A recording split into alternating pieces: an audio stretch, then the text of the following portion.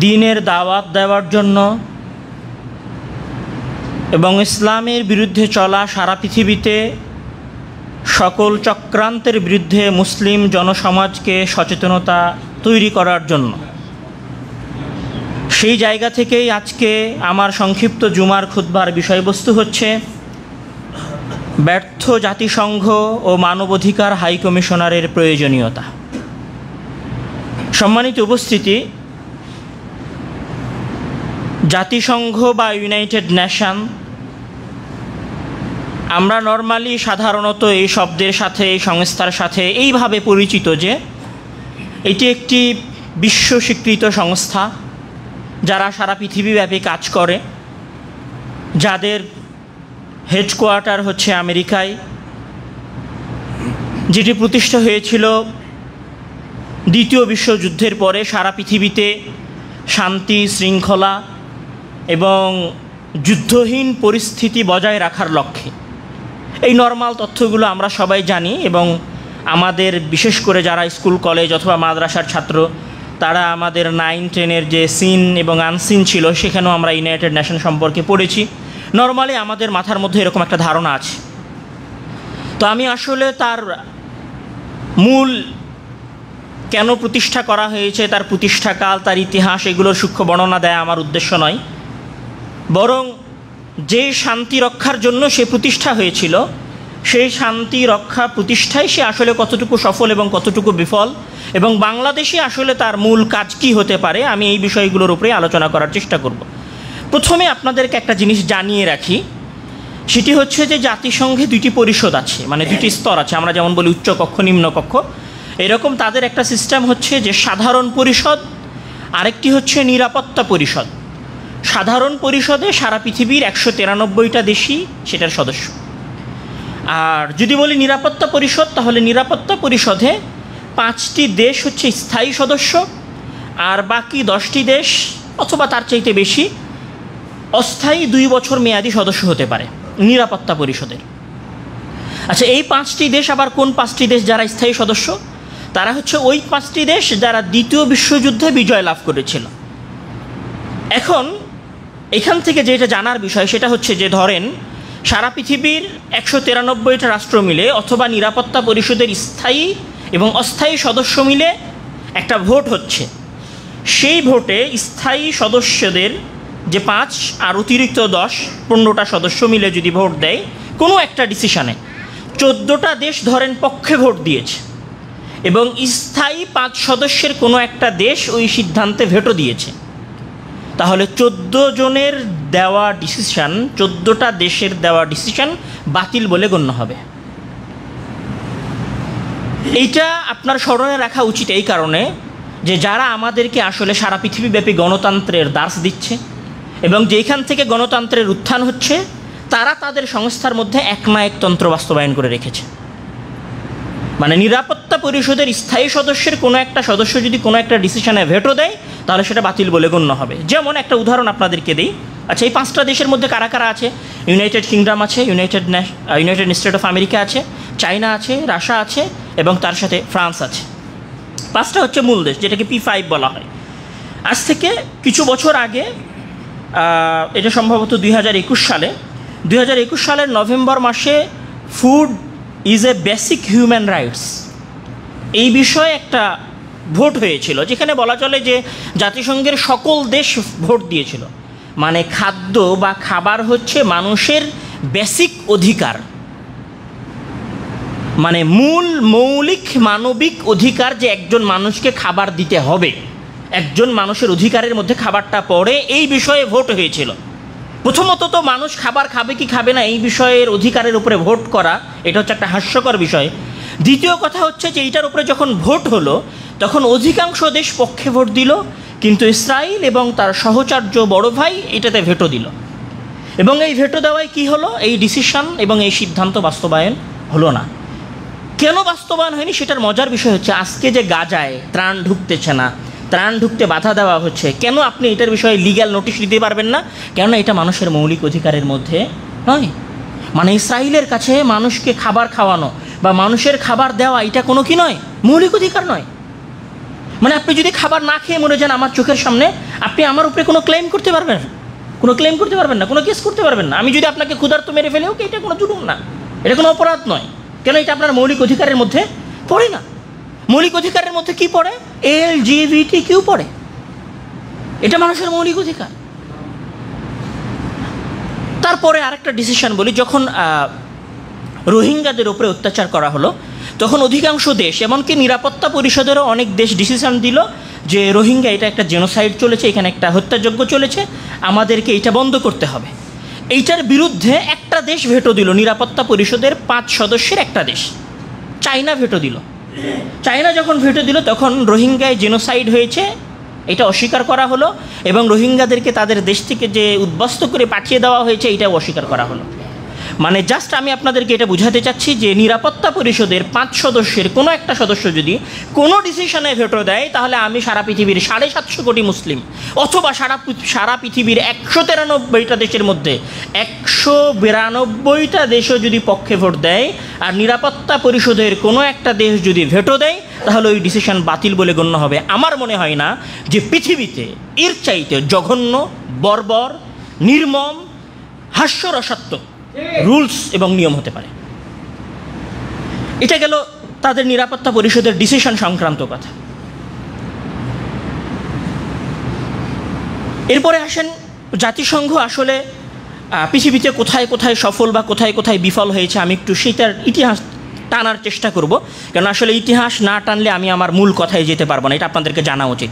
সমস্যা হচ্ছে যে আসলে মানুষের কাছে স্লোগান দেওয়ার সময় আছে, মানুষের কাছে একটা সম্মেলনে গিয়ে 5 মিনিট একটা বক্তব্য দেওয়ার সময় আছে, ওনার নেতৃত্ব দেওয়ার সময় আছে, কিন্তু আসলে বিশাল একটা বিষয় নিয়ে উনি পড়াশোনা করবেন, জ্ঞান অর্জন করবেন, এটার সময় যেমন সাধারণ জনগণের নাই, এটার সময় তেমন আমাদের পলিটিশিয়ান বড় বড় নেতাদেরও নাই, কেননা উনি আসলে ক্ষমতায় যাওয়ার জন্য ব্যস্ত হয়ে আছেন। তো ইউনাইটেড নেশনের পিছনে কী আছে এটা নিয়ে পড়াশোনা করা, স্টাডি করার মতো সময় ওনার নাই। তাই আমি আমার সংক্ষিপ্ত বক্তব্যে একটু জানানোর চেষ্টা করব। যখন 1947-এ ভারত পাকিস্তান আলাদা হলো, ঠিক এই সময়ে আরেকটা প্রস্তাবনা পেশ করা হয়েছিল, সেটা হচ্ছে যে ফিলিস্তিন রাষ্ট্রকে বন্টন করা হবে। এই ফিলিস্তিন রাষ্ট্রকে বন্টন করা মানে মুসলমানদের জন্য একটা সীমানা হবে এবং এখানে ইহুদিদের জন্য আরেকটা রাষ্ট্র তৈরি করা হবে। এই প্রস্তাবনাটা এসেছিল 1947-এ। এই 47-এর এই ডিসিশনটা বাস্তবায়ন হয় 48-এ গিয়ে 1948 সালে। 1948 সালে যখন এই ডিসিশন বাস্তবায়ন হয় তখন 33টার মতো দেশ এটার পক্ষে ভোট দিয়েছিল, 13টার মতো দেশ এই ডিসিশনের বিরুদ্ধে ভোট দিয়েছিল, বিশেষ করে আরব কান্ট্রিগুলো, এবং 10টার মতো দেশ ভোট দেওয়া থেকে বিরত ছিল। তখন 33টা দেশের ভোটের উপর ভিত্তি করে ফিলিস্তিন রাষ্ট্রটাকে বন্টন করা হয়। এই ফিলিস্তিন রাষ্ট্রটা যখন বন্টন হয় তখন ওইখানে ইহুদিদের জনসংখ্যা হচ্ছে 30%। 30% জনগণের জন্য বরাদ্দ করা হলো তৎকালীন ফিলিস্তিনের 65% এরিয়া, মানে 65% জায়গা দেওয়া হবে 33% জনগণকে, আর 45% জায়গা দেওয়া হবে 77% মুসলিম জনগণকে। এমন বুঝাতে পারেন এই কথা, মানে 33% জনগণকে দেওয়া হবে 65% এরিয়া, আর 77% জনগণকে দেওয়া হবে 45% এরিয়া। পৃথিবীতে এর চাইতে রসাত্মক মানে ক্রিটিসাইজমূলক ডিসিশন হতে পারে না। আচ্ছা, এরপরে যখন এই ডিসিশনটা সিদ্ধান্ত গ্রহণ হলো, তারপরে আরব ইসরায়েল যুদ্ধ হলো, তারপরে এখানে যা হওয়ার তা হলো, সেটা আমরা দেখেছি, এখন পর্যন্ত চলছে, আমরা ওইটার দিকে আবার আসব। এরপরে আসেন যখন আরেকটু ইতিহাস টানি, সেটা হচ্ছে 2রা আগস্ট 1990 সালে যখন সাদ্দাম হোসেন ইরাকের উপরে হামলা চালালো। তখন সাদ্দাম হোসেন ইরাকের উপরে হামলা চালানোর কারণে তৎকালীন ইউএনের সিকিউরিটি কাউন্সিল যারা, তারা একটা রেজুলেশন পাশ করলো 660 নামে। সেই রেজুলেশনের উপর ভিত্তি করে ইউনাইটেড নেশন বলল যে ইরাককে এখনই কুয়েতের উপরে হামলা বন্ধ করতে হবে। ইরাক যখন কুয়েতের উপরে হামলা বন্ধ করলো না, তখন নভেম্বর মাসের মিডিলের দিকে ইউনাইটেড নেশন নতুন আরেকটা রেজুলেশন বাস্তবায়ন করলো। সেই রেজুলেশনের নাম হচ্ছে 678। এই রেজুলেশনের উপর ভিত্তি করে বাধ্য করা হবে সাদ্দাম হোসেনকে যে আপনি ইরাকে আপনার আর কোনো আক্রমণ চালাতে পারবেন না, এবং এইটার জন্য একটা সময় বেঁধে দেওয়া হলো 14ই জানুয়ারি পর্যন্ত 1991 বা 92 সালের। সাদ্দাম হোসেন যখন 14ই জানুয়ারি পর্যন্ত তার যুদ্ধ বন্ধ করলো না কুয়েতের ওপরে, তখন তারা তাদের নতুন অ্যাক্ট অনুযায়ী 17ই জানুয়ারি 35টা দেশের কোয়ালিশন ফোর্স মিলে অপারেশন ডিজার্ট স্টর্ম চালায় 17ই জানুয়ারি থেকে নিয়ে শুরু করে 18ই ফেব্রুয়ারি পর্যন্ত। এবং বলা চলে যে শুরুর 100 ঘন্টার মধ্যে ইরাকের বাহিনীকে তারা কুয়েতে পরাজিত করে এবং সাদ্দাম হোসেনকে ইরাকে ব্যাক যেতে বাধ্য করে। এখানে যেটা আপনাদের জানার জন্য বিষয় সেটা হচ্ছে যে কুয়েত থেকে সাদ্দাম হোসেনকে তারা ফিরিয়ে দিতে পারতেছে ইরাকে, এবং যখন সাদ্দাম হোসেন ডিসিশন মানতেছে না তখন 35টা দেশ মিলে বাধ্য করা হচ্ছে তার উপর সরাসরি আক্রমণ চালিয়ে তাকে কুয়েত ছাড়ার জন্য। এরপরে সাদ্দাম হোসেনের বিরুদ্ধে মানে ইরাকের বিরুদ্ধে একটা তারা ক্লেম করে, সেটা হচ্ছে যে ইরাকের কাছে WMD অর্থাৎ উইপেন্স অফ ম্যাস ডিস্ট্রাকশন, মানে ব্যাপক মানুষকে ক্ষতি করতে পারে এরকম রাসায়ন পদার্থ আছে। এইরকম একটা পদার্থের কথা বলে তারা ইরাকের ওপরে অস্ত্র নিষেধাজ্ঞা দেয়। এই অস্ত্র নিষেধাজ্ঞা দেওয়ার পরে তাদের একটা কমিশন তৈরি হয়, ইউনাইটেড নেশনের যেই কমিশন ইরাকে যায়, ইরাকের গিয়ে অনুসন্ধান করে যে ইরাকের কাছে WMD আছে কি না, অর্থাৎ পারমাণবিক অস্ত্র আছে কি না। এটা চেক করার পরে তারা রিপোর্ট দেয় না সাদ্দাম হোসেনের কাছে অথবা ইরাকে WMD নাই, তখন উইপেন্স অফ মাস ডিস্ট্রাকশন নাই। এইটা বলার পরে 2001 সালে 9/11 হয়, মানে টুইন টাওয়ারে হামলা হয়, একটি নাটকীয় সন্ত্রাসী ঘটনা। 2001 সালের 9/11 এই ঘটনার পরে সারা বিশ্বে একটি নাটকীয় সন্ত্রাসবাদের বিরুদ্ধে যুদ্ধ শুরু হয়। যখন 1991 সালে কুয়েতে হামলার পরে সাদ্দাম হোসেনকে ক্ষমতা থেকে ফেলা গেল না, তখন পাশ্চাত্য বিশ্ব এটাতে নাখোশ ছিল এবং 1994 সালে তৎকালীন president Bill Clinton Iraq liberation act নামে একটা অ্যাক্টে সিগনেচার করে, যে সিগনেচারের উদ্দেশ্যই ছিল যে সাদ্দাম হোসেনকে অথবা ইরাককে তার এই জায়গা থেকে হটিয়ে ফেলা। ঠিক এটা ছিল 1994 সালের ঘটনা। 2001 সালে হলো 9/11 যুদ্ধ। 2001 সালে 9/11 যুদ্ধ হওয়ার পরে 2002 সালে আবার ইরাকের ওপরে এই অভিযোগ উত্থাপন করা হলো, যেখানে WMD আছে অর্থাৎ পারমাণবিক অস্ত্র বা এই জাতীয় কিছু আছে। এইটার কথা বলে 2003 সালে পাশ্চাত্য বিশ্বের একটা অ্যালায়েন্স, তাদের একটা গঠিত কমিটি ইরাকের ওপরে হামলা করে। ইরাকের ওপর হামলা করা হয় 20 মার্চ 2003 সালে। অপারেশন ইরাক ফ্রিডম চালানো হয়। 2003 সালের 9 এপ্রিল পৃথিবীর ইতিহাসের এবং ইসলামী সভ্যতা এবং কৃষ্টি কালচারের কেন্দ্রীয় ভূমি বাগদাদের পতন হয় এবং 13ই ডিসেম্বর 2003 সালে সাদ্দাম হোসেন গ্রেফতার হন। এবং এই সময়টাতে কত হাজার এবং কত লক্ষ ইরাকি মারা গেছেন, কত লক্ষ সাধারণ নাগরিক মারা গেছে, এইটার সংখ্যা আমাদের সামনে পেশ করার মতো প্রয়োজন আছে বলে আমি মনে করি না। আমরা সবাই জানি যে এখানে হাজার হাজার লক্ষ লক্ষ নিরীহ ইরাকি মারা গেছে। সবচেয়ে হাস্যকর বিষয় হচ্ছে যে ওই সময়টাতে ইরাকের উপরে একটা স্যাংশন চালানো হয়, একটা স্যাংশন দেওয়া হয় ইউনাইটেড নেশনের পক্ষ থেকে। যেই ইউনাইটেড নেশন ইরাকে হামলা বন্ধ করার জন্য 35টা দেশকে একত্রিত করতে পারে কুয়েতে হামলা বন্ধ করার জন্য, ওই ইউনাইটেড নেশনে যখন ইরাকের ওপরে বর্বর হামলা চালানো হয়েছে, হাজার হাজার লক্ষ লক্ষ নিরীহ জনগণকে হত্যা করা হয়েছে, তখন তারা যুদ্ধ করেছিল, যারা ইরাকের বিরুদ্ধে যুদ্ধ করছিল তাদের যুদ্ধটা বন্ধ পর্যন্ত করতে পারে নাই। এটা জাতিসংঘের ব্যর্থতা। এরপরে আসেন 2011 সালে লিবিয়াতে যখন মুয়াম্মার আল গাদ্দাফির বিরুদ্ধে আন্দোলন শুরু হলো। আসলে ওই সময় যখন 2011 সালে মুয়াম্মার আল গাদ্দাফির বিরুদ্ধে লিবিয়ায় আন্দোলন হচ্ছিল, ঠিক এই সময় তিউনিসিয়ায় আন্দোলন হয়েছে, ঠিক এই সময় সিরিয়ায় আন্দোলন হয়েছে, ঠিক এই সময় আরও কিছু আরব কান্ট্রিগুলোতে আক্রমণ হয়েছে। আমি ওগুলোর কথা বলতে যাচ্ছি না। সময় হলে এই আন্দোলনগুলোর পিছনে কোন এনজিওগুলোর হাত ছিল এবং কোন এনজিওগুলো এই আন্দোলনের পিছনে কাজ করেছে সেটা একটু আপনারা জানার চেষ্টা করবেন। শুধু আমি এতটুকু বলি যে মুয়াম্মার আল গাদ্দাফি যখন মারা গেলেন, ওনাকে যখন গ্রেফতার করা হলো, ওনার দেশ যখন ধ্বংস হয়ে গেল এবং উনি যখন নিহত হলেন, তখন আমাদের দেশের বড় বড় পত্রিকাগুলো, এমনকি প্রথম আলো, ডেইলি স্টারের মতো পত্রিকাগুলোও মুয়াম্মার আল গাদ্দাফি তার দেশের জনগণের জন্য কী কী সুযোগ সুবিধা দিয়েছিল সেগুলো উল্লেখ করা ছিল। উনি 43 ইয়ার্স 43 বছর লিবিয়া শাসন করেছেন। উনি যেই দিন শাসন ক্ষমতায় বসেছেন তারপর থেকে লিবিয়ায় কোনো দিন কারেন্ট যায় নাই। কোনো একজন মানুষ সন্তান জন্মগ্রহণ করলে তার জন্য ভাতা বরাদ্দ হতো। কোনো সন্তান যদি বাইরে পড়তে যেত তার পুরো খরচ লিবিয়ার সরকার বহন করত। কেউ যদি বাসা বানাতে চাইতো তো সেই বাসা বানানোর 50% খরচ সরকার বহন করতো। এক কথায় লিবিয়া ছিল ওই অঞ্চলের মানুষের জন্য একটা জান্নাত। কিন্তু যখন 2011 সালে কি বলে যখন তাদের দেশের জনগণেরা বিদ্রোহ শুরু করলো, তখন বিদ্রোহীদেরকে, এটা বিদ্রোহের পেছনেরও কাহিনী আছে, সেগুলো বললে অনেক সময় যাবে, যখন বিদ্রোহ শুরু করলো তখন ইউনাইটেড নেশন বলল যে এখানে মানুষের মানবিক অধিকার লঙ্ঘন হচ্ছে। মানুষের মানবাধিকার লঙ্ঘন হচ্ছে এই কথা বলে তারা একটা রেজুলেশন করে 1973 নামে, যেই রেজুলেশন করে তারা তৎকালীন লিবিয়ার উপরে নিষেধাজ্ঞা দেয়। এই নিষেধাজ্ঞা দিয়েও যখন কাজ হয় না তখন তারা নো ফ্লাই জোন ঘোষণা করে। নো ফ্লাই জোন মানে কোনো সামরিক বিমান লিবিয়ার আকাশে উঠতে পারবে না।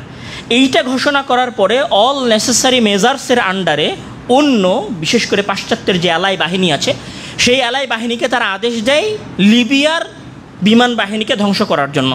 এই যে লিবিয়ার উপরে হামলা চালানো হলো, আজকে রানিং লিবিয়ার কী অবস্থা? 2011 সালের আগে যে লিবিয়া ছিল আর 2011 সালের পরে যে লিবিয়া হয়েছে, এই লিবিয়া তো ইউনাইটেড নেশনের হাত ধরেই তৈরি হয়েছে।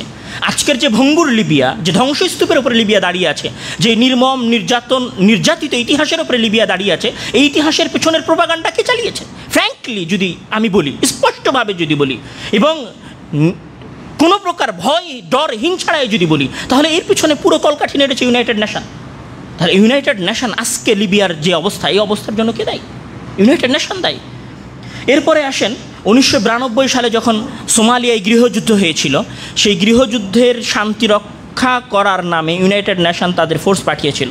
সেই ফোর্সের একটি ঘটনা 1993 সালে ফাঁস হয়ে আসে, যে ব্ল্যাক হাক ডাউন এর একটা ঘটনা ফাঁস হয়, মানে যেখানে বিদ্রোহীদের সাথে তৎকালীন সেনাবাহিনীর শান্তিরক্ষা মিশনের যে যুদ্ধ হয়েছিল এবং সেখানে যে নিরাপরাধ মানুষগুলো মারা গেছিল।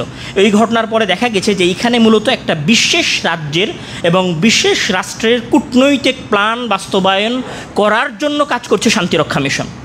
এরপরে যদি আমি আসি স্রেব্রেনিৎসার গণহত্যা, মানে বসনিয়ার যে গণহত্যার কথা আমরা জানি, যেটা 1995 সালে হয়েছিল, মানে দ্বিতীয় বিশ্বযুদ্ধের পরের সময়ে। সেখানে কি হয়েছিল? বসনিয়ার সার্বিয়ান বাহিনী এবং মুসলিমদের মধ্যে একটা সংঘাত চলছিল। এই সংঘাতে নিরাপরাধ সাধারণ মুসলিমদেরকে নিরাপত্তা দেওয়ার জন্য একটি জোন তৈরি করা হয়, যে জোনের নাম সেফ জোন। এই জোনটা ঘোষণা দেয় কে? এই জোনটা ঘোষণা দেয় ইউনাইটেড নেশন, মানে মুসলিমদের জন্য একটা নিরাপদ এরিয়া বসনিয়ায়। বসনিয়ার যে অমুসলিম বাহিনী আছে, সার্ব বাহিনী, সেই সার্ব বাহিনী থেকে বাঁচানোর জন্য। কিন্তু ওই নিরাপত্তা জোনের মধ্যে ঢুকে মাত্র 1-2 দিনের ব্যবধানে 8,000-এরও বেশি নিরাপরাধ মুসলিমকে হত্যা করা হয়।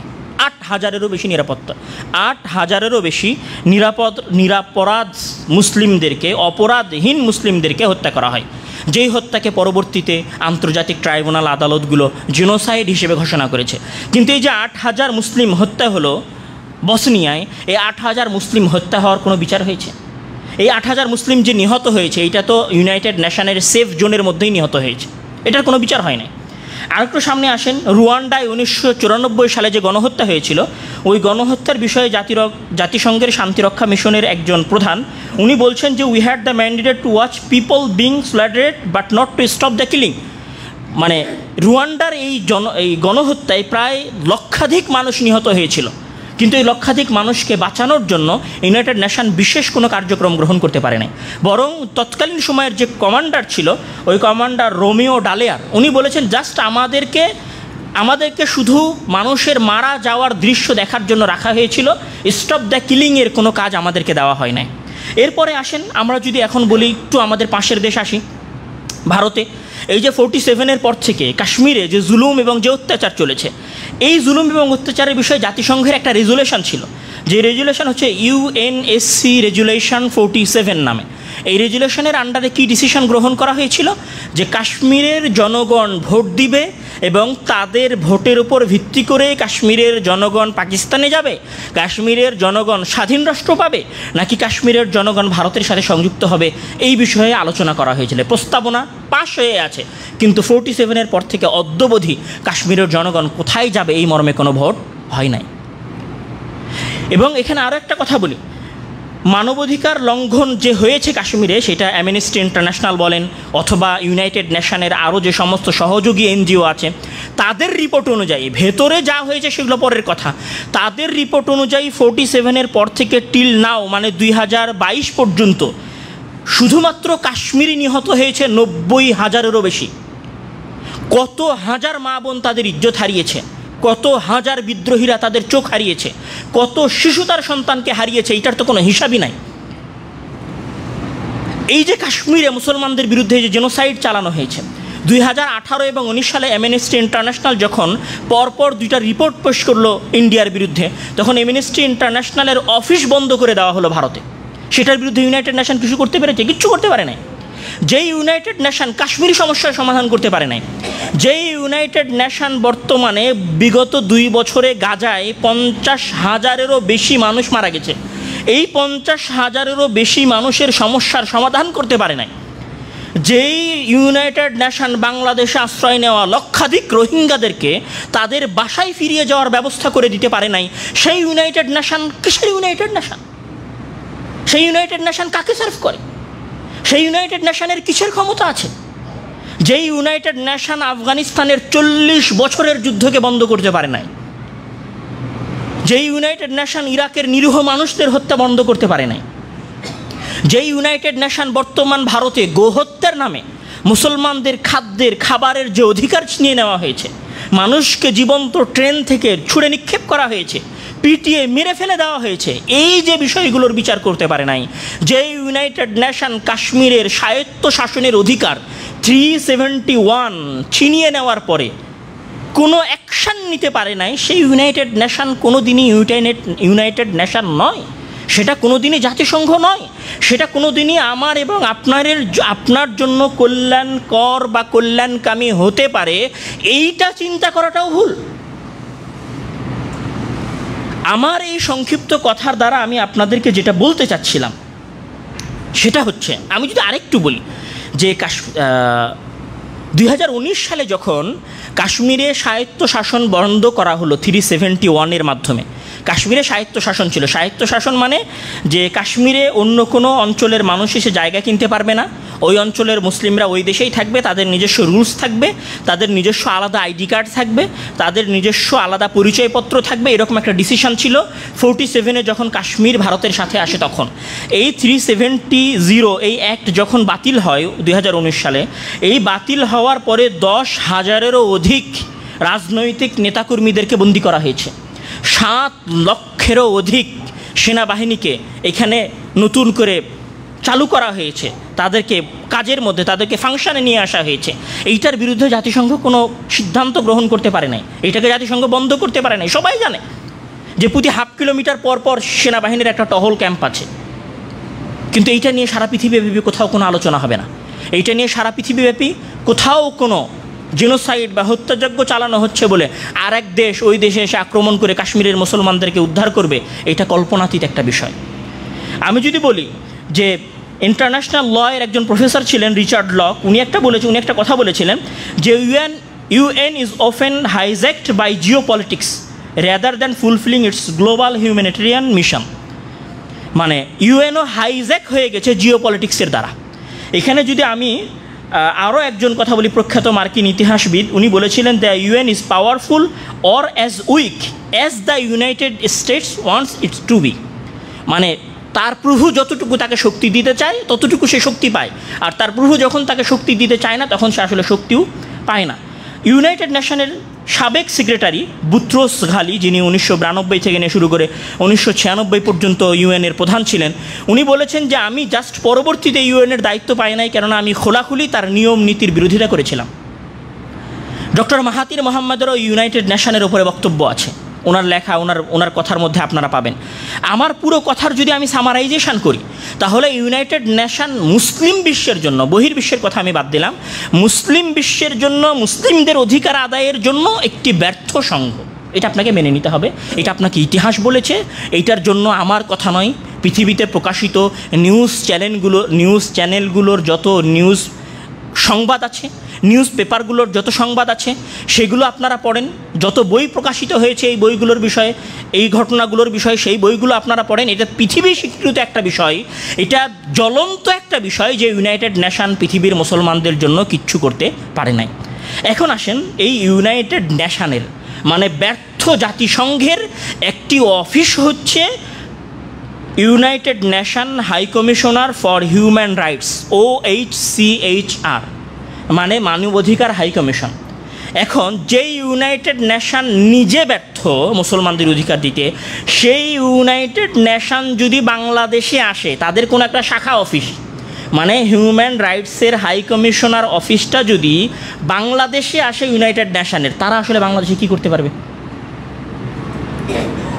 আমি মনে হয় বুঝাতে পারিনি কথা। মানে যে ইউনাইটেড নেশন বা খুদ বিন্নাফস ইটসেলফ নিজে ব্যর্থ, সেই ইউনাইটেড নেশনের একটা অঙ্গ সংস্থা যেটা 1995-94 সালে প্রতিষ্ঠা হয়েছিল, মানবাধিকার হাই কমিশন, এই মানবাধিকার হাই কমিশন যদি বাংলাদেশে আসে তাহলে কি করতে পারবে বলে আপনার মনে হয়? মানে যেই মুসলিমটা দাড়ি রাখার কারণে জঙ্গি মিথ্যা অপবাদের ভিত্তিতে জেলে ঢুকেছে, সেই লোকটাকে বের করে দেওয়ার জন্য হিউম্যান রাইটস এদেশে কাজ করবে? এটা আপনার মনে হয়? আপনি মনে করতেছেন যে সমস্ত মাদ্রাসাগুলোর বিরুদ্ধে জঙ্গি অপবাদ দিয়ে একসময় বন্দী করা হয়েছিল, যেই সমস্ত ব্যক্তিদেরকে জঙ্গিবাদের মিথ্যা অপবাদ দিয়ে জেলে ঢুকানো হয়েছিল, তাদেরকে জেলখানা থেকে বের করার জন্য এই সংস্থা কাজ করবে? এই সংস্থার মাধ্যমে তো আপনারা যে ফ্যাসিজমকে বিতাড়িত করেছেন, সেই ফ্যাসিজমও ব্যাক করতে পারে। কীভাবে ব্যাক করতে পারে? কেন তাদের কাছে তো সবার কাছে রাজনীতি করার অধিকার আছে, গণতন্ত্র করার অধিকার আছে। আজকে আপনারা ফ্যাসিজমের কোনো নেতাকে দেখলে, ফ্যাসিস্টের কোনো নেতাকে দেখলে পিটাচ্ছেন, জেলে দিচ্ছেন। যেদিনে হাই কমিশনের অফিস এদেশে ফুললি ওয়ার্ক করা শুরু করবে, ফাংশন করা শুরু করবে, সেদিনই তো তারা বলবে না, প্রত্যেকের রাইটস আছে এদেশে, প্রত্যেকের অধিকার আছে এদেশে ক্ষমতার জন্য লড়াই করার, এদেশের রাজনীতিতে যাওয়ার, এদেশের ডেমোক্রেসিতে অংশগ্রহণ করার। সেদিন আপনি কোথায় যাবেন? এক রাতের ব্যবধানে যে ফ্যাসিজমকে আপনারা 17 বছরে তাড়াতে পারেন নাই, সেই ফ্যাসিজম এক রাতের ব্যবধানে বাংলাদেশে নতুন করে চালু হয়ে যাবে, নতুন করে ফাংশন করা শুরু করবে। মানে আল্লাহ তো বিচার বুদ্ধি দেয় নাই, ঠিক আছে, ক্ষমতার জন্য পাগল হয়ে আছেন, ঠিক আছে, বাট লজিক তো লাগান। মানে আপনি ভাবছেন ওকে আপনার অধিকারের জন্য কাজ করবে, এটা তো একটা হাস্যকর বিষয়। আচ্ছা, ওই কথাগুলো যাওয়ার আগে আরেকটু কথা বলি, একটু যেহেতু এখানে অনেক শিক্ষিত মানুষ আছেন, আমার মনে হয় কিছু অথেন্টিক কথাও আপনাদের জানা থাকা দরকার। অ্যাকচুয়ালি যে হিউম্যান রাইটসের যে হাই কমিশনটা তৈরি হয়েছিল, এইটা আসলে কয়টা মেজর বিষয়কে লক্ষ্য করে তৈরি হয়েছিল? তাদের 4টা বা 5টা মেজর লক্ষ্য আছে, যেটা তারা নিশ্চিত করার প্রয়োজন মনে করে। একটা হচ্ছে ইন্ডিভিজুয়ালিজম, মানে ব্যক্তিত্ববাদ। এটা হচ্ছে হিউম্যান রাইটসের মূল কাজ। ব্যক্তিত্ববাদ মানে প্রত্যেক ব্যক্তি নিজে নিজে স্বাধীন, এটা হচ্ছে ব্যক্তিত্ববাদ, এটা তাদের একটা মূল অ্যাক্ট। তাদের একটা এটা হচ্ছে সেকুলারিজম, মানে ধর্ম নিরপেক্ষতাবাদ, মানে ধর্ম হবে মসজিদে পালন, রাস্তাঘাট, স্কুল কলেজ, ব্যবসা বাণিজ্য, সরকার, আদালত, অফিস, এগুলোতে পালন হবে তাদের নিজস্ব সংবিধান, এখানে কোনো ধর্মের কাজ নাই, এটা হচ্ছে সেকুলারিজম। তাদের আর একটা কাজ ছিল অ্যাবসোলিউট ফ্রি স্পিচ, মানে প্রত্যেককে তার বাক স্বাধীনতা দিতে হবে, এটা হিউম্যান রাইটসের অন্তর্ভুক্ত।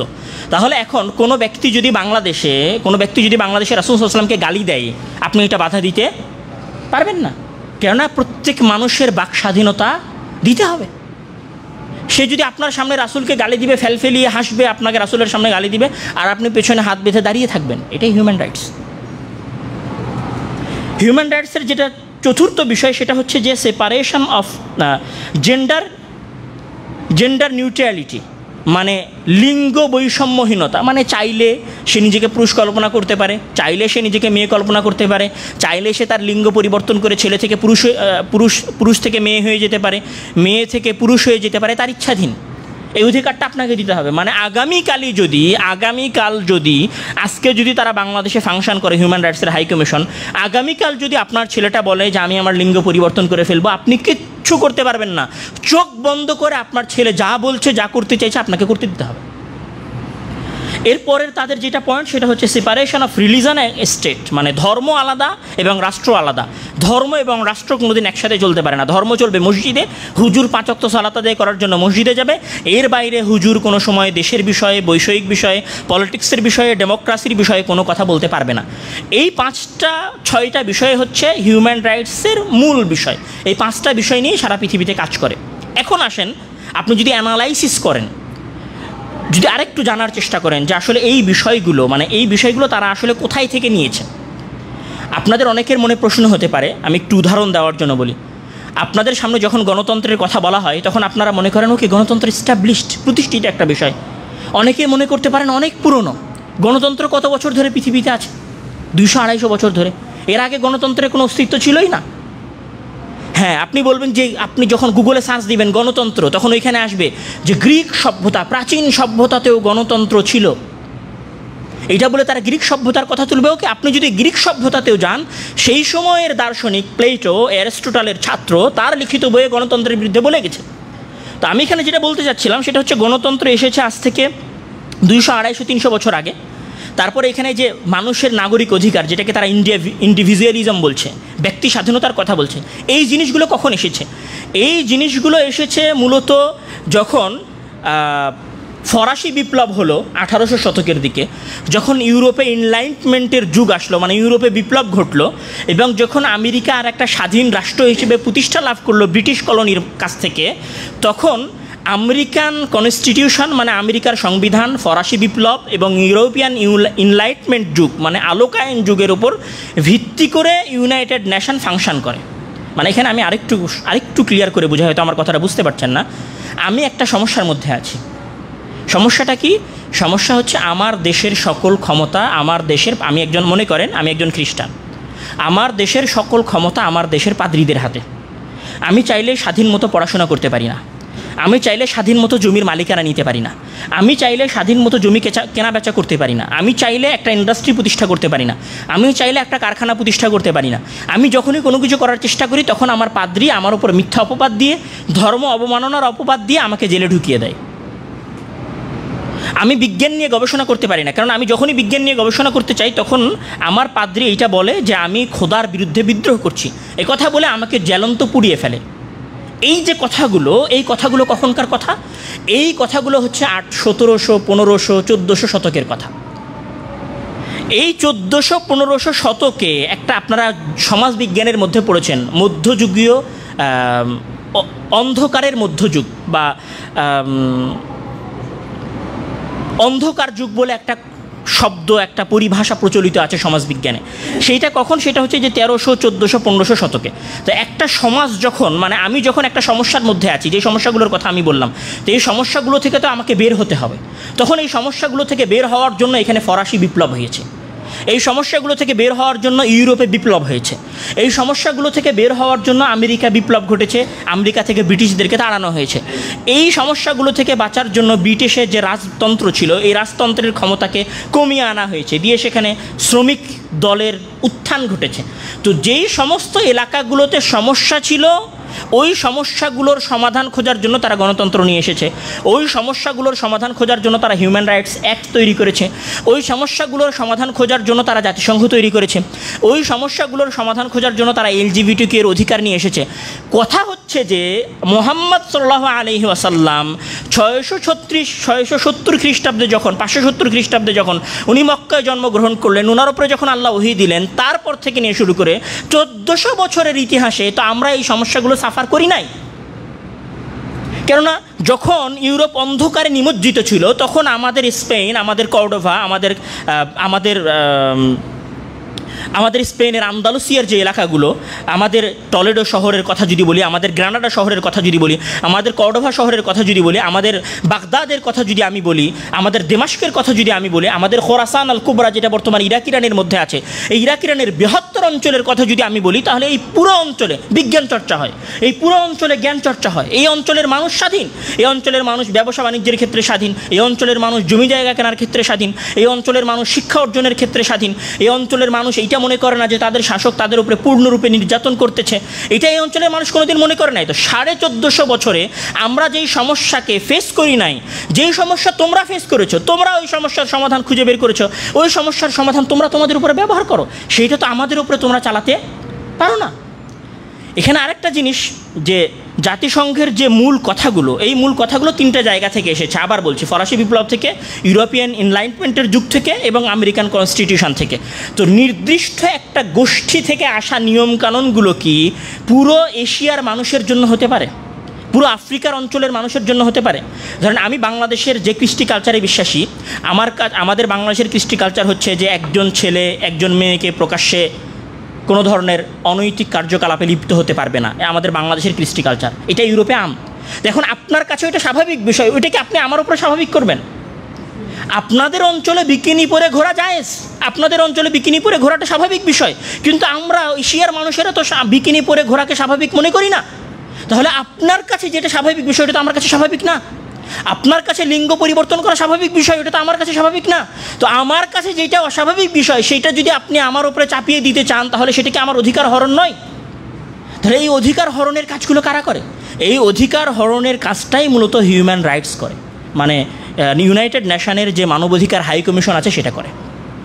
তাহলে বাংলাদেশে যদি হিউম্যান রাইটস আসে, মানবাধিকার হাই কমিশন বাংলাদেশে যদি তারা অফিস নিয়ে আসে, তাহলে আমরা তো প্রথমে এটা জেনেছি যে তারা মুসলিমদেরকে অত্যাচার থেকে বের করে দিতে পারবে না, রোহিঙ্গাদেরকে তাদের দেশে ফিরিয়ে দিতে পারবে না, কাশ্মীরিদেরকে অধিকার দিতে পারবে না, যেই হুজুর মিথ্যা অপবাদে জেলখানায় গেছে তাকে বের করে দিতে পারবে না। তাহলে এই হাই কমিশন অফিসের বাংলাদেশি কাজটা কি? কচু কাটতে এসেছে? কি করতে এসেছে বাংলাদেশে? আমরা এখানে আরও একটা মজার বিষয় আছে যে পৃথিবীতে দক্ষিণ এশিয়ার কোনো দেশে ইউনাইটেড নেশনের মানবাধিকার হাই কমিশনের কোনো অফিস নাই। এবং ভেনেজুয়েলায় যে অফিস ছিল 2024 সালে, ভেনেজুয়েলা তাদের ইউনাইটেড নেশনের অফিসকে, এরা হচ্ছে কলোনি সিস্টেম চালু করছিল এই অপরাধ বলে, হিউম্যান রাইটসের এই হাই কমিশনের অফিসকে ভেনেজুয়েলা বন্ধ করে দিয়েছে 2024 সালে। এবং নেপালে এদের অফিস ছিল, যেটা নেপাল সরকার বন্ধ করে দিয়েছে। দক্ষিণ এশিয়া, এবং আরও একটা বিষয় হচ্ছে যে ইউনাইটেড নেশনের হাই কমিশনের যে অফিস, মানবাধিকার হাই কমিশনের যে অফিস, এই অফিসগুলো পৃথিবীর 16টা রাষ্ট্রে আছে। এই 16টা রাষ্ট্র কোন রাষ্ট্র? হয় আফ্রিকার হতদরিদ্র রাষ্ট্র যেখানে দুর্ভিক্ষ আছে, অথবা মুসলিম বিশ্বের ওই রাষ্ট্রগুলো যেই রাষ্ট্রগুলোতে যুদ্ধ চলছে। তো বাংলাদেশে কি যুদ্ধ চলছে? বাংলাদেশে গৃহযুদ্ধ আছে? এখানে তো শুধু বিষয়টি এরকম না। আমাদের ঢাকা বিশ্ববিদ্যালয়ের প্রফেসর ইমতিয়াজ স্যার উনি একটা কথা বলেছিলেন যে এই অফিস যদি বাংলাদেশে হয়, তাহলে বাংলাদেশে এই অফিস হওয়ার মাধ্যমে সারা পৃথিবীর কাছে বাংলাদেশ এই বলে পরিচিত হবে যে বাংলাদেশ পৃথিবীর আর 16টা দেশের মতো একটা যুদ্ধবিধ্বস্ত দেশ, যেখানে কোনো রুলস নাই, যেখানে কোনো নিয়ম নাই, যেখানে কোনো কানুন নাই, যেখানে দুর্ভিক্ষ চলতেছে। আপনারা চান যে আপনাদের বাংলাদেশ সারা পৃথিবীর কাছে একটি যুদ্ধবিধ্বস্ত, একটি দুর্ভিক্ষপূর্ণ দেশ বলে পরিচিত হোক? আমরা যুদ্ধের মধ্যে আছি। আমরা ফ্যাসিজমকে, 17 বছর আমরা ফ্যাসিজমের অত্যাচার সহ্য করেছি, 17 বছর পরে তাড়িয়েছি। আমরা এতটুকু দুর্বল হয়ে যাই না যে আমাদের সমস্যার আমরা সমাধান করতে পারবো না? তাহলে তোমাদের এই দেশে আসলে কাজটা কি? কোনো কাজ নাই তো। একটু বোঝার চেষ্টা করেন, মানে পৃথিবীর 193টা দেশের মধ্যে মাত্র 16টা দেশে তাদের অফিস আছে। তাহলে বাংলাদেশে তাদের অফিস কেন দরকার? বাংলাদেশে যদি তাদের অফিস হয় তাহলে কি সমস্যা হবে? এই যে এলজিবিটিকিউরা পূর্ণ অধিকার পাবে। সমস্যা কি হবে? এখানে খ্রিস্টান রাজ্যের যে কথা আগে থেকে বাংলাদেশে চলছিল, সেই খ্রিস্টান রাজ্যের কথাটা আবার বাংলাদেশে চাড়াও হবে। এখানে মানে দক্ষিণ এশিয়ায় যে একটা খ্রিস্টান রাজ্যের কথা আছে, আপনাদেরকে বললে আপনারা অনেকটা কল্পনায় মনে করেন যে খ্রিস্টান রাজ্যটা মনে হয় দক্ষিণ এশিয়া একটা কল্পনাতীত একটা বিষয়। 1947-এর পরে যখন ভারত এবং পাকিস্তান আলাদা হলো, তখন ভারতের একটা অঞ্চল নাগাল্যান্ড, তারা আন্দোলন শুরু করে যে আমরা স্বাধীন একটা খ্রিস্টান রাজ্য এই অঞ্চলে চাই। এবং আমি যদি আপনাদেরকে আরও একটু বলি, খ্রিস্টান রাজ্যের একটু যদি ইতিহাস টানা শুরু করি, যে মিজোরাম অঞ্চলে, যেটা ভারতের অঞ্চল, এই মিজোরাম অঞ্চলে সর্বপ্রথম খ্রিস্টানদের দাওয়াত শুরু হয় 1894 সালে। সর্বপ্রথম দাওয়াত শুরু হয় এই 1894 সালে। দাওয়াত শুরু হওয়ার পরে বর্তমান সময়ে মিজোরামে খ্রিস্টানদের সংখ্যা হচ্ছে 87%। এই খ্রিস্টানদের দাওয়াত যখন মায়ানমারের চীন এবং কাচিন অঞ্চলে শুরু হয়েছিল 1813 সালে। 1813 সালে খ্রিস্টানদের দাওয়াতি কার্যক্রম শুরু হয়েছিল মায়ানমারের কাচিন অঞ্চলে এবং চীন অঞ্চলে। বর্তমানে তাদের ওখানে খ্রিস্টানদের সংখ্যা কত? 80 থেকে 90%। এদের যখন মণিপুর এবং ত্রিপুরায় যখন এদের দাওয়াতি শুরু হয়, সেটা হচ্ছে 1800 শতকের আগে, 1910 সালে। 1910 সালে যখন দাওয়াতি কার্যক্রম শুরু হয় খ্রিস্টান মিশনারিদের, তখন এইটা ছিল নগণ্য, কিন্তু এটা বর্তমানে দাঁড়িয়েছে কত? 85%। তাহলে ধীরে ধীরে এই যে বাংলাদেশের মায়ানমারের ওই অঞ্চলগুলোতে, বাংলাদেশের খ্রিস্টান পার্বত্য চট্টগ্রামের ওই অঞ্চলগুলোতে ধীরে ধীরে আজ থেকে 150 বছর আগে যে পরিমাণ খ্রিস্টানদের সংখ্যা ছিল সেটা 150 বছর বৃদ্ধি পেয়েছে। এই অঞ্চলে একটি খ্রিস্টান রাজ্যের সম্ভাবনা তৈরি হয়েছে। এই খ্রিস্টান রাজ্যের সম্ভাবনা যে তৈরি হয়েছে তার সবচেয়ে বড় প্রমাণ যেটা আমি বললাম, যে নাগাল্যান্ডের এনএনসি মানে নাগা ন্যাশনাল কাউন্সিল 1947 সালে দাবি করেছিল যে আমাদের একটা খ্রিস্টান রাজ্য প্রয়োজন। এবং যখন তারা এই দাবি তোলে, তখন এনবিসিসি মানে নাগাল্যান্ড ব্রিটিশ চার্চ কাউন্সিল তারা এগিয়ে আসে। তারা 2টা সম্মেলন করে 1964-এ, এবং তাদের আর একটা সম্মেলন হয় 1970-তে মানে 1970 সালে। তখন তারা কি বলে? যে we believe that God has chosen Nagaland to be a nation set apart to glorify himself. তারপরে আরেকটা জায়গায় তারা বলেছে the Naga people have suffered long under alien rule, as a Christian people we deserve a homeland.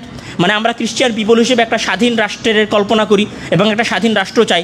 তো যেই কথাটা নাগাল্যান্ডের মানুষ আজ থেকে 1964-1964-তে বলে এসেছে, সেটা যদি তাদের আগের প্ল্যান হয়, তাহলে আজকে কি এই অঞ্চলে দক্ষিণ এশিয়ায় আর একটা খ্রিস্টান রাজ্য হওয়ার সম্ভাবনা নেই? সিআইএর একটা রিপোর্ট, এর একটা রিপোর্ট প্রকাশিত হয়েছিল 1970-এর দশকে। 1970-এর দশকের ওই রিপোর্টে পড়েন, তারা বলেছে যে বাংলাদেশের পাহাড়ি অঞ্চলগুলোতে খ্রিস্টান রাজ্য প্রতিষ্ঠার একটা জুমল্যান্ড প্রতিষ্ঠার পরিকল্পনা আছে। এটা সিআইএর রিপোর্ট। তাহলে এই অঞ্চলে একটা খ্রিস্টান রাজ্যের সম্ভাবনা আছে। বাংলাদেশের পাহাড়ি অঞ্চলগুলোর 10% জনগণ হচ্ছে খ্রিস্টান। আগামীকাল যদি এই অঞ্চলের মানুষগুলো বলে যে আমরা স্বাধীন আরেকটি অঞ্চল চাই, বাংলাদেশের সরকার আমাদের অধিকারের উপরে হস্তক্ষেপ করছে, হুদা হেলারি ও ডক্টর ইউনূস তুমি কী করবা তাদের জন্য? চট্টগ্রাম একদিনের মধ্যে আলাদা রাষ্ট্র করে দিতে হবে।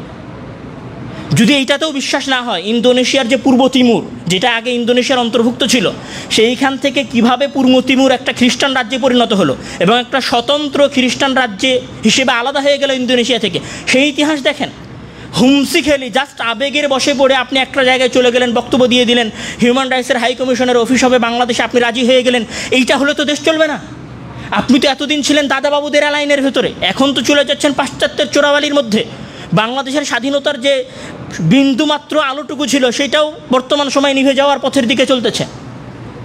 1947-এ আমরা মুসলিম জাতীয়তাবাদের উপর ভিত্তি করে আলাদা একটা বাংলাদেশ পাওয়ার কথা ছিল। 1971-এ গিয়ে আমরা পাকিস্তানের অত্যাচার থেকে মুক্তি পাইলাম, কিন্তু ঢুকে গেলাম ভারতের মধ্যে। 24-এ এসে আমরা আবার আজাদ হইলাম, কিন্তু আজাদ হওয়ার পরে আমরা আবার কোথায় চলে যাচ্ছি?